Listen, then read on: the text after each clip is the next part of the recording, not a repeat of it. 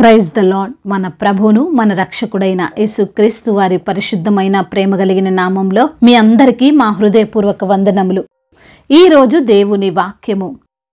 ప్రవక్త ద్వారా ప్రభువు సెలవిచ్చిన మాట నెరవేర్చబడునట్లు హేరోదు మరణము వరకు అక్కడ నుండెను. మత్తయి సువార్త 2వ అధ్యాయము 15వ వచనము. Where he stayed until the death of Herod, and so was fulfilled what Lord had said through the prophet. Gospel of Matthew chapter 2 verse 15. ఈ రోజుకు గాను కృపగలిగిన దేవుడు మనకు అనుగ్రహించిన వాక్య భాగమును బట్టి ధ్యానించుకుందాము. ప్రభునందు ప్రియమైన సహోదరి సహోదరులారా, మన జీవితంలో మనము ఊహించినవి, మనకు అర్థము కానివి, అసలు మనము అనుకోనివి జరుగుతున్నాయి అంటే, జరుగుతున్నట్లు అనిపిస్తుంటే ఈరోజే గ్రహించు. అవి దేవుడు మన జీవితంలో మన మంచి కొరకు ముందుగానే నిర్ణయించినవి అని. దేవుని యొక్క సంకల్పము మనలో నెరవేరుటకు ఆ విధంగా జరుగుతున్నాయి. అయితే ఇవి మనకు మంచి చేయుటకే జరుగుతున్నాయి, కానీ చెడు చేయటానికి కాదు అని మనము తెలుసుకోవాలి. ఈ రోజున లేఖన భాగమును మనం చూస్తే మనం అర్థం చేసుకోవచ్చు. యేసు ప్రభువు వారి జననమైన తరువాత జరుగుతున్నటువంటి పరిణామాలు అని. ప్రభువైన యేసయ్య పుట్టింది బెత్లెహేము అనే ప్రాంతంలో. కానీ దేవదూత ద్వారా యోసేపు హెచ్చరింపబడి చెప్పిన విషయం ఏమిటంటే, హేరోదు బాలుడైన యేసయ్యను చంపాలని యోచన చేస్తున్నాడు, కాబట్టి మీరు ఉన్నపాటున ఐగుప్తు దేశమునకు వెళ్ళి జీవించండి, నేను మరలా రమ్మని చెప్పేంత వరకు రావద్దు అని వారికి తెలియజేయబడింది.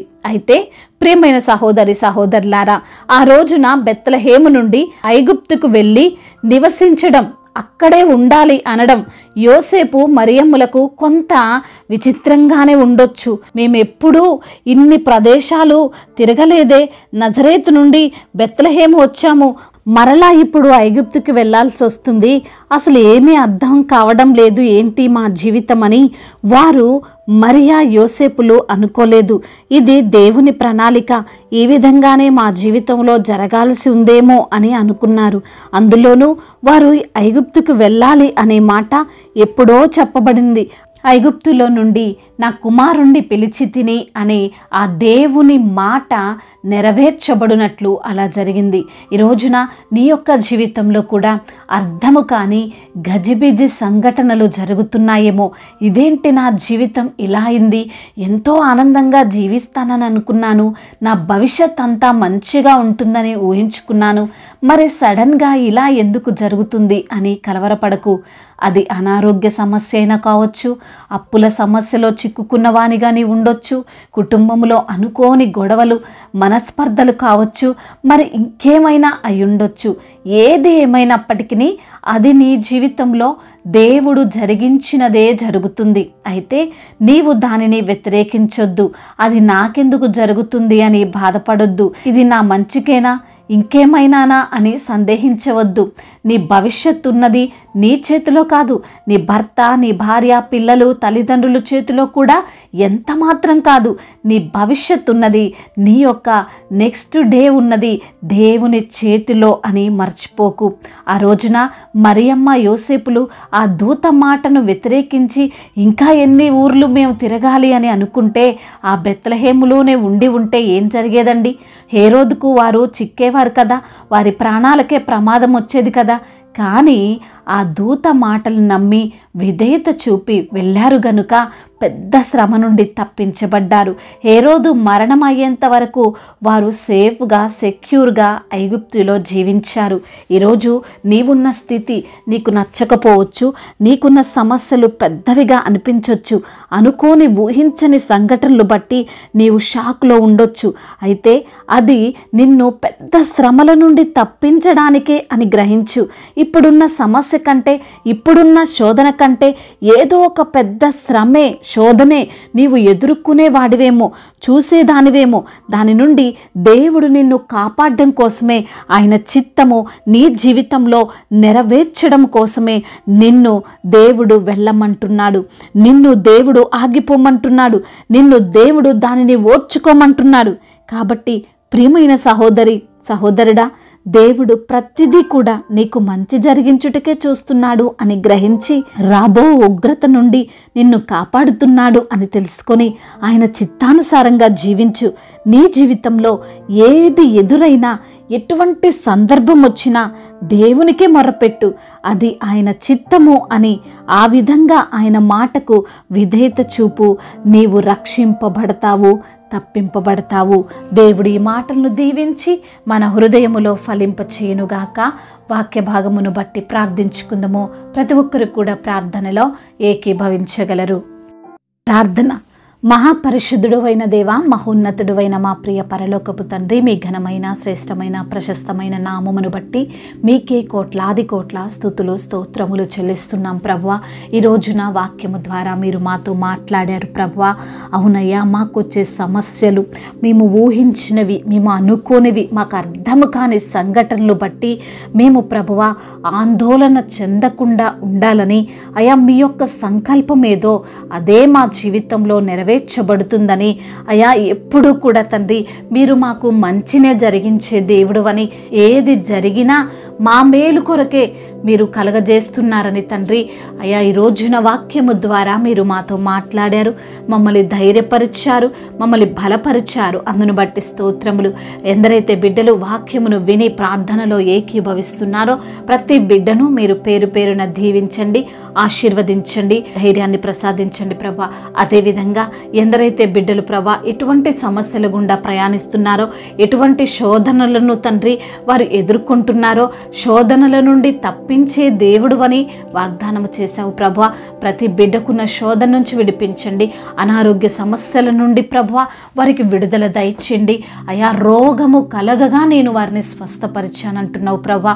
అయా మీరు పొందిన దెబ్బల చేత, మీరు కార్చిన రక్తము చేత మీరు మా కొరకు నలగగొట్టబడి, అయా విరగగొట్టబడి మా కొరకు తండ్రి స్వస్థతను అనుగ్రహించి ఉన్న దేవుడు ప్రభా. బిడ్డలను కూడా జ్ఞాపకం చేసుకొని వారికి కూడా స్వస్థతను దయచేయమని వేడుకుంటున్నాం. శారీరక బలాన్ని వారికి అనుగ్రహించండి, వారికి ఉన్న బలహీనతను కొట్టివేయండి ప్రభా. వారిని మీరే బలపరచమని వేడుకుంటున్నాం తండ్రి. అదేవిధంగా నా తండ్రి ఎందరైతే బిడ్డల కుటుంబాలలో ప్రభా మనస్పర్ధలు, గొడవలు, ఆర్థిక సమస్యలు, అప్పుల భారాలతో ఉండి కృంగిపోయి ఉన్నారో వారిని లేవనెత్తండి అయ్యా. అదేవిధంగా నా తండ్రి అయా ఉద్యోగము లేక, ఏ పని దొరకక ఉన్నటువంటి బిడ్డలను మీరు జ్ఞాపకం చేసుకుని ప్రభా అయా వారు చేసుకోవడానికి పనిని కల్పించమని వేడుకుంటున్నాం. అదేవిధంగా నా తండ్రి అయా మరి తండ్రి వివాహాల విషయంలో మీ యొక్క చిత్తమును తండ్రి బిడ్డలకు బయలుపాటు చేయమని వేడుకుంటున్నాం తండ్రి. వివాహమయ్యి చాలా ఏళ్ళు గడిచినప్పటికీ నా ప్రభా సంతానము లేక బాధపడుతున్నటువంటి బిడ్డలను మీరు జ్ఞాపకం చేసుకునండి నా ప్రభా. ఎన్నో హాస్పిటల్ తిరిగినప్పటికీ నా తండ్రి ఫలితము లేక అయా డబ్బులన్నీ వ్యర్థపరుచుకొని ఈ రోజున తండ్రి నీ సన్నిధిలో అయా మొరపెడుతున్న ప్రతి బిడ్డకు అన్నిటిని తుడవండి. వారికి తండ్రి గర్భఫలమును దయచేయండి అయా. మీ యొక్క పరిచర్య చేస్తున్నటువంటి బిడ్డలను మీరు జ్ఞాపకం చేసుకునండి నా తండ్రి. అయా దైవ సేవకులకు మీరు తోడుగా ఉండండి, మీ ఆత్మచేత అభిషేకించండి. అనేక సంఘాలను తండ్రి మరి తండ్రి కట్టడానికి కృపను చూపించండి తండ్రి. సంఘానికి మీరే శిరస్సై ఉండండి. అనేక ఆత్మలను రక్షించే భాగ్యము దయచేయమని వేడుకుంటున్నాం. సువార్థికులను దీవించండి. మీ యొక్క తండ్రి సువార్తను చెప్తున్న వారి పాదములు ఎంతో సుందరములైనవి అంటున్నావు ప్రభా. అయ్యా వారు వెళ్ళే మార్గం అంతటిలో తండ్రి మీరే వారికి తోడుగా ఉండండి. మీ యొక్క దేవదూతను వారికి కాపలా ఉంచమని వేడుకుంటున్నామయ్యా. అదేవిధంగా నా తండ్రి ఇతర దేశాల్లో ఉంటున్న ప్రతి బిడ్డకు మీరు తోడై ఉండండి అయ్యా. ఒంటరిగా ఉంటుండగా ఒంటరి అయిన వాడు 1000 మందగును అంటున్నావు ప్రభా. ఎన్నిక లేని వాడు బలమైన జనమగు అంటున్నావు ప్రభా. అట్టిగా బిడ్డలను మీరే ధైర్యపరచమని బలపరచమని అయ్యా వేడుకుంటున్నాం. అదేవిధంగా మా భారతదేశమును, తెలుగు రాష్ట్రాలను కూడా దీవించండి అయ్యా. అధికారులకు మీరు తోడుగా ఉండండి. సమయోచిత జ్ఞానమును వారికి మీరు అనుగ్రహించండి. ఎగ్జామ్స్ రాస్తున్న ప్రతి బిడ్డకు మీరు తోడుగా ఉండండి నా ప్రభా. అయ్యా వారు రాస్తున్నటువంటి తండ్రి ఎగ్జామ్లో ప్రభా మీ యొక్క జ్ఞానం ఇచ్చి వారిని నడిపించండి. చదివినవన్నీ వారికి జ్ఞాపకం వచ్చినట్లుగా కృపను చూపమని వేడుకుంటున్నాం. ఇంకా చెప్పుకోలేని బాధలతో, ఆయా సమస్యలతో, కుటుంబ సమస్యలతో, ఇంకా ఎటువంటి సమస్యలతో బిడ్డలు ఉంటున్నప్పటికీ ఆ సమస్యలన్నిటి నుండి విడుదల దయచేసి మీ సన్నిధిలో సాక్షులుగా ప్రతి బిడ్డను మీరు నిలవబెట్టమని తండ్రి ఇంతవరకు చేసిన ప్రార్థన అంతటిని మీ పాద సన్నిధిని చేర్చుకోమని మహానాథుడు, సర్వశక్తిమంతుడు, సర్వాధికారి అయిన యేసుక్రీస్తు వారి ఉన్నతమైన ప్రేమ కలిగిన నామంలో ఈ ప్రార్థనను అడిగి వేడుకొని పొందుకొని ఉన్నాము మా ప్రియ పరలోకపు తండ్రి. ఆమేన్.